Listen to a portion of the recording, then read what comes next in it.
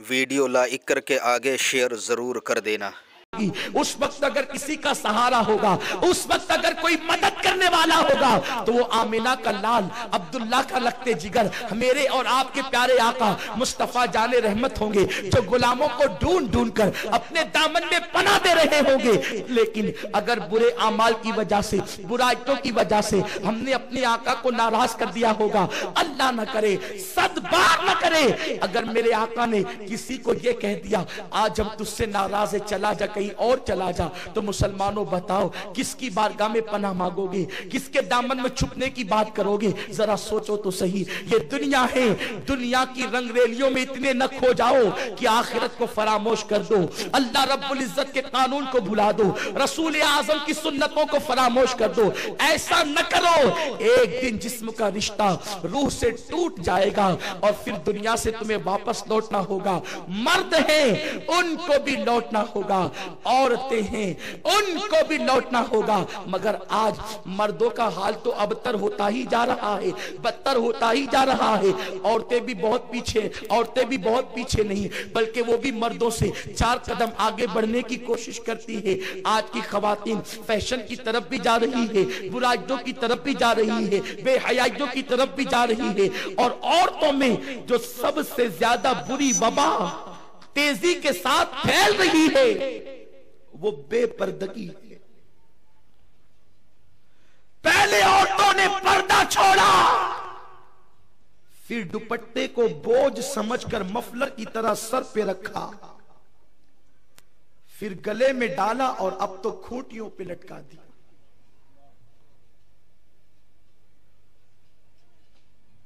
लोग कहते हैं हमारे घर में बरकत नहीं। बरकत कैसे होगी? क्या आपकी बीवी के सर पे दुपट्टा होता है? आपकी मां के सर पे दुपट्टा होता है? आपकी बहन के सर पे दुपट्टा होता है? तफसीर रूहुल बयान शरीफ में अल्लामा इस्माइल हक्की रहमतुल्लाहि ताला अलैह फरमाते हैं, जब औरत अपने सर से दुपट्टा हटा लेती है तो अल्लाह की रहमत के फरिश्ते दूर चले जाते हैं। जिसके घर में रहमत के फरिश्ते ना आएंगे उसके घर में क्या खाक बरकत होगी? बड़ी माजरत के साथ मैं तावीज का मुखालिफ नहीं, बरकतें और रहमतें अल्लाह ने उठाई है, और आप समझते हैं कि मौलवी साहब के तावीज से बरकत आ जाएगा। अरे जिसके घर से बरकत मौला ने उठा ली, क्या फिर मौलवी साहब का तावीज उसको फायदा देगा? कोई हो जहां रहमत के फरिश्ते नहीं, वहां अल्लाह की रहमतों का नुज़ूल नहीं होता। आपको पता है अल्लामा इस्माइल हक्की रहमतुल्लाह अलैह फरमाते हैं, जब इब्राहीम अलैहिस्सलाम को आग में डालने का मंसूबा बना, वाकई की तरफ नहीं जाता लेकिन एक इशारा करता हूं ताकि आपको समझ में आ जाए।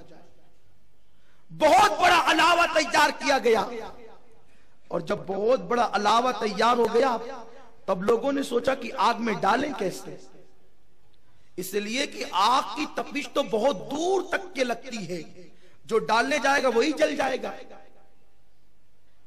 तो मेंजनीक बनाई गई। मेंजनीक समझते हैं ना? गोफन। पहले जंग के मौके पर वो इस्तेमाल होती थी, बड़े बड़े किलों को की दीवारों को तोड़ने के लिए उसको इस्तेमाल किया जाता था।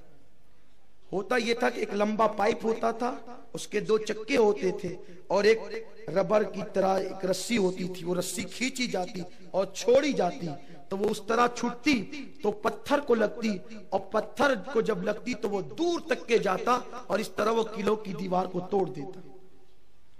तो मिंजनीक इब्राहिम अलैहिस्सलाम को आग में डालने के लिए सबसे पहली मर्तबा तैयार की गई, शैतान के डायरेक्शन पर, उसके बताने पर।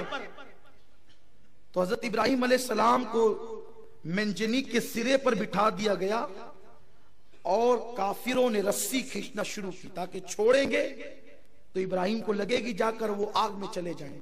फरिश्ते रोने लगे, अल्लाह यही तो तेरा एक बंदा है जो तेरा नाम लेता है जमीन पे, ये भी आग में जा रहा है। मौला हमें इजाजत दे, हम इसकी मदद करना चाहते हैं।